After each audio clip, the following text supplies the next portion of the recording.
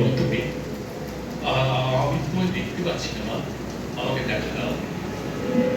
ওরে, আমি জগন্মাতা। আমার দেখতে চেয়েছিলি, তাই আমি এসেছি। কিন্তু মা, আমি তো তোকে দেখতে পাচ্ছি না। তুই আমার সামনে এসে আমায় দেখা দে মা, দেখা দে। তুই আমায় দেখতে চাস? কি বলছিস মা? তোকে দেখবো বলেই তো এত করে ডাকছি, আর তুই যখন এলি আমাকে দেখা দিবি না মা? তবে আমাকে দেখতে হলে যুব জীবনের সমস্ত আশা, ভরসা, আনন্দ, উল্লাস সর্বস্ব মন থেকে ত্যাগ করে দেয়। কারণ নিজের সব না হলে কেউ কখনো সবসীমা দর্শন পায় না। এমনকি আমার দর্শন লাভের পর সংসারে আর কেউ ফিরে আসে না। সব হয়ে আমাকে দেখবার জন্যে প্রস্তুত হয়। এই তোর কেমন করুণা মা? না না মা, আমি এখন মরতে চাই না। আর তাছাড়া আমার আমার স্ত্রী, পুত্র, আত্মীয়, পরিজন এরা সকলে আছে। এদের সকলকে অপরে ভাসিয়ে দিয়ে আমি তোকে দেখতে চাই না মা।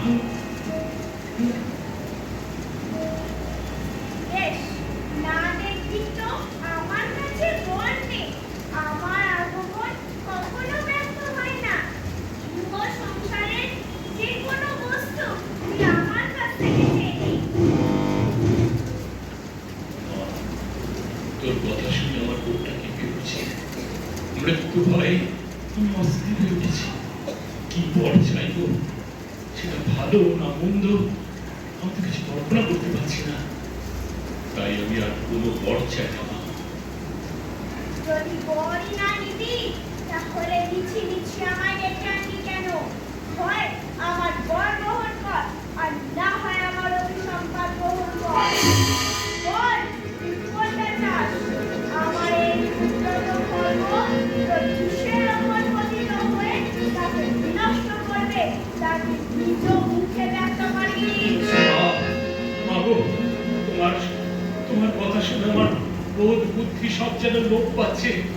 আমি আমি কি চাইবো, আমি কি দেবো? কোনো মন্দ বস্তু তো আমি তোমাকে আহুতি দিতে পারি না।